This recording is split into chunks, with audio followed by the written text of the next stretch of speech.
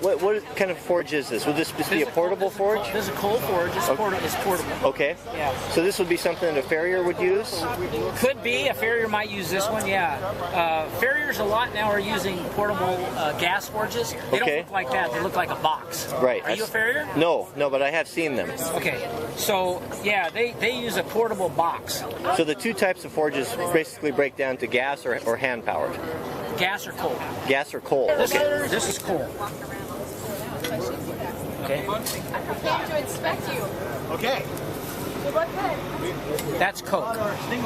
Okay. Can't get to it. The difference is that. Okay. You know what charcoal is? I do. Okay. That much fun. We even thought she would be on This is like wood as the charcoal is to this. Okay. Okay. So in other words, you boil all the volatiles out of that, and you're left with almost pure carbon. That's that. Okay. Okay. This is a lot cleaner. See, there's no smoke coming off of that in the center, but there's smoke coming off around the edges. What's happening is around the edges, I'm coking the coal. Okay, so you're just starting with the coal, and once you get the impurities out of it, then it turns into the coke. Right. Okay, and that's where the heat comes from. Where your heat comes from? Yeah. Watch this. I can take some coal and put it in there.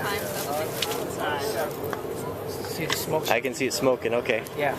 Okay. Well, that's going to turn to, but before it turns to coke, it's going to give off a lot of smoke. If I quit cranking that, see all the smoke? Yeah. Yeah, I see. Okay. So, coke is purified coal. Okay, got it. Purified by fire. Right. Okay. Beautiful, the leaf on there. Now I see guys using the wire brush. Yes. What is the purpose of that? To get the scale off. And the scale, is that the impurities in the steel? That's the burnt steel. As soon as this hot metal gets in contact with air, it's going to form scale on it. Okay, which is iron oxide. It's the rust. It's this stuff right here. Okay.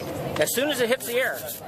Okay. So in your forge over there or over here, what you want to do is you want to have a fire with as little oxygen in it as possible. Yeah. that part or this part? I know. We have a bunch of. You know what? Yeah, we'll have to heat them up and do that. I'm cooling that because I don't want to bend that. Yeah.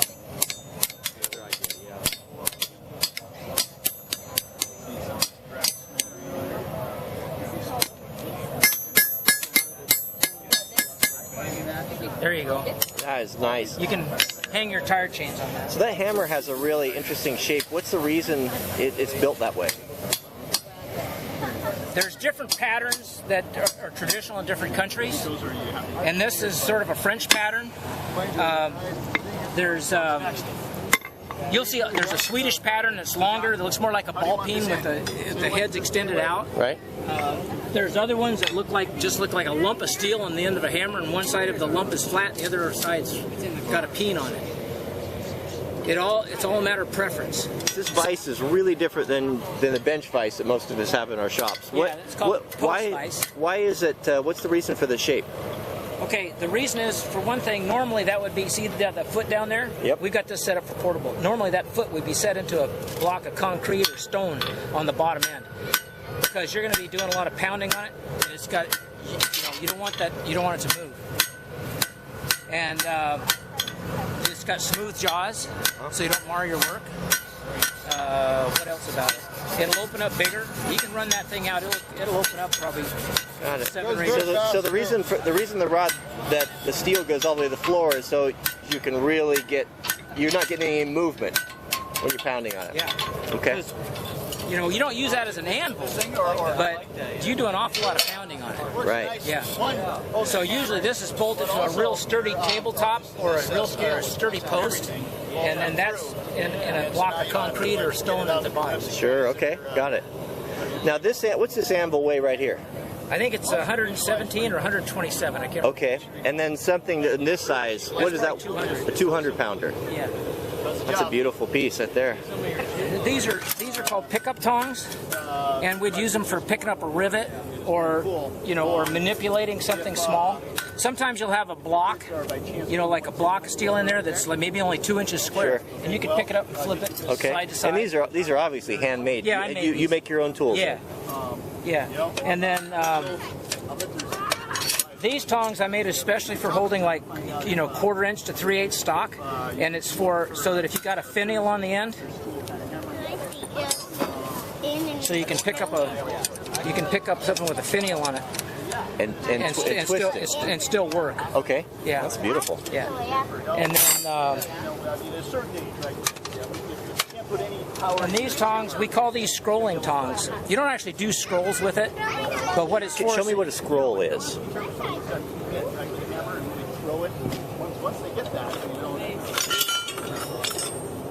Okay, of course. Okay, this is a tool I made to make scrolls. So it's a jig then? Yeah, it's a jig. And so like with the scrolling tongs, you can reach inside of something like this and manipulate that. Okay. Okay. You don't usually use it for shaping the metal. You just use it for little adjustments. Now, what are these notches I see? That's inches. So, like if I'm making a whole bunch of scrolls the same, I want to have the scrolls be consistent. Okay. Yeah. So clever. And that's another. See, you use the vise for that. I put this in the vise, you know, and then I can. That is clever. So. And you got uniformity that way. Yeah. And so let's see, and then these tongs are for flat stock, you know, like for 3/4 inch, 1 inch flat stock. Okay. And then this kind of tong is for square stock or round stock, and they're usually specific size. See, that one's stamped 1/2 inch. Okay, so you go in a blacksmith shop, you'll see hundreds of tongs to come off of, you know, inside the triangle. You know what I like about it is that you can make just a regular dinner bell, or you can put a little bit more effort into it and make it really special by putting a leaf on it. I think that's a really nice touch. So here's another tool I'll show you. I can take about an inch of that. Start out with metal, you don't want it to look like you bought it. Try to hide it as much as possible. This is called chamfering. It's interesting that they have new ideas in stoves after all these years. Yeah. See what I did to it? Sometimes those simple things are elusive. Yeah. Because I'll forget it later. Also get that scale off in there. Hot air sucking from the bottom and just driving the fire. It's called a hardy hole. And you make hardy tools to go in the hardy hole. And that's a cutoff. That's a hot cutter. That's a hot cut hardy. So you get your metal up hot enough. And the reason your metal's got to be hot is because that hardy is mild steel. It's not tool steel. Take it a little bit. You know, you make them mostly in the vise. Kind of the length that you put these. Things like this. This is a hold down. So the hardy is the square hole, Yeah. and the Pritchard? The Pritchell. Pritchell is the round hole. Oops. So you can use it. Kind of an impromptu vise clamp there. Yeah, there you go. So that's held. All right. When I start flattening it, it wants to go both directions, right? So I only want it to go this way.